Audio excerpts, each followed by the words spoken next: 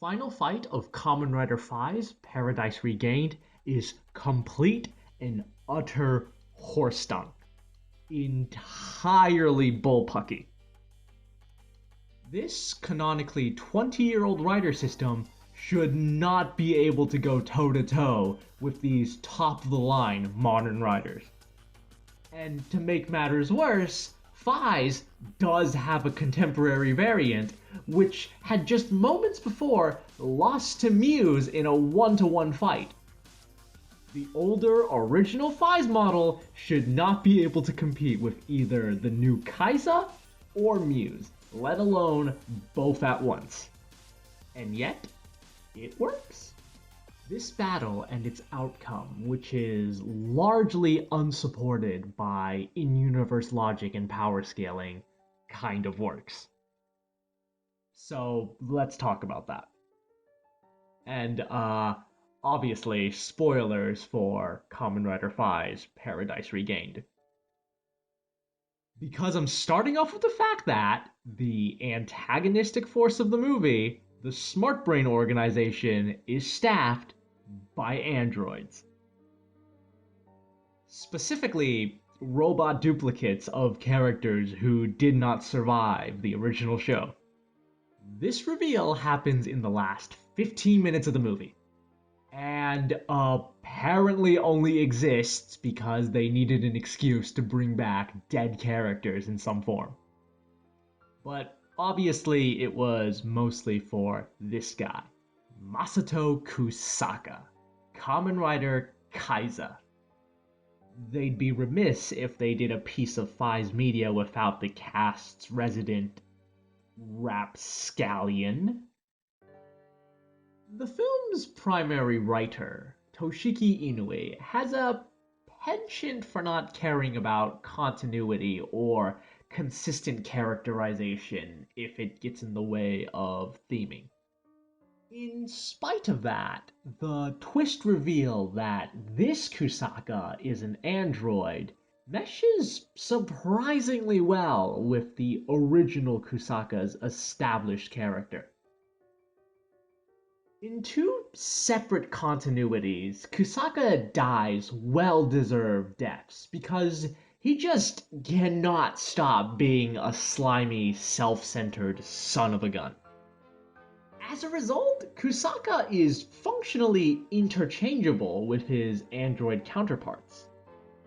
Kusaka dies because he refuses to change for the better, and now there's always going to be a version of him out there that can't change. And that's kind of the crux of Paradise Regained. The Smart Brain organization, with its infinitely replaceable androids, represents stagnation, humanity grinding to a halt, eternal, unchanging.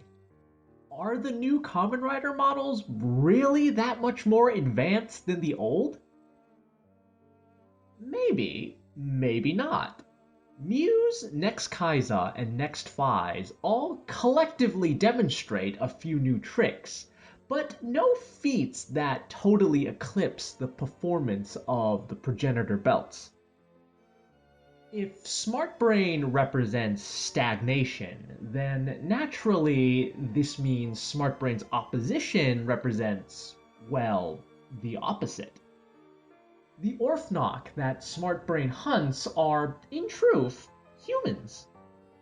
People who, literally on the brink of death, spontaneously mutate into these monstrous forms, adapting to survive. This is borrowed time, however. The drastic change severely degrades a person's DNA in cells, and in time they'll turn to ash. Which brings us to the titular Kamen Rider Faiz, Takumi Inui. At the start of the film, Takumi is actually working for Smart Brain in spite of being an Orphnok himself. 20 years after the end of the original series, Takumi has long reached the tail end of his already limited lifespan, and in a moment of weakness is enticed by Smart Brain's offer.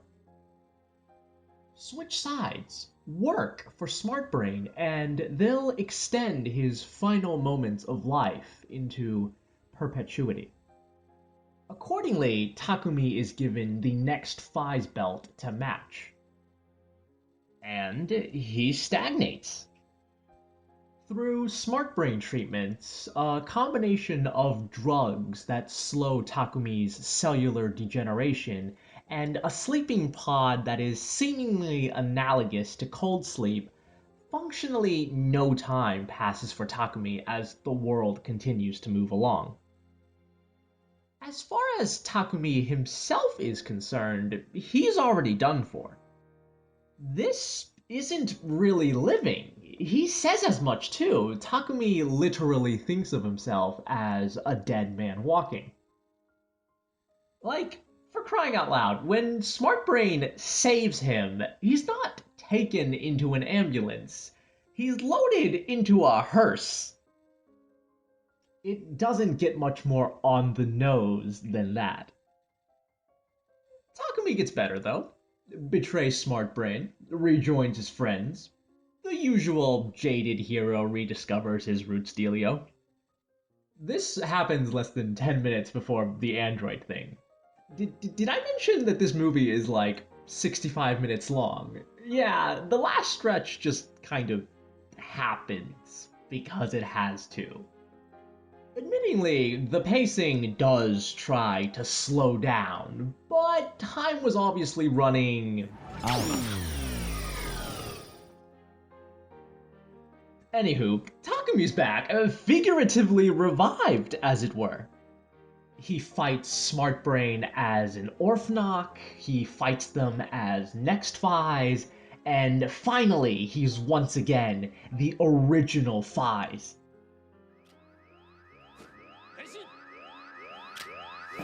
Complete.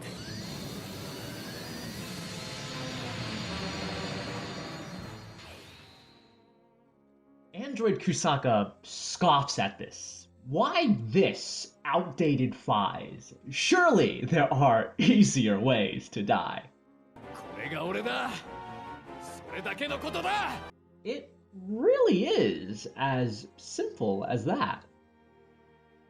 Unlike the other two mantles, almost forcibly granted to Takumi on the cusp of death, this is the one that he chooses for himself. Takumi emerges victorious because he can continue to change and evolve. He actively chooses to do so. The android Muse and Kaiza do not have that luxury.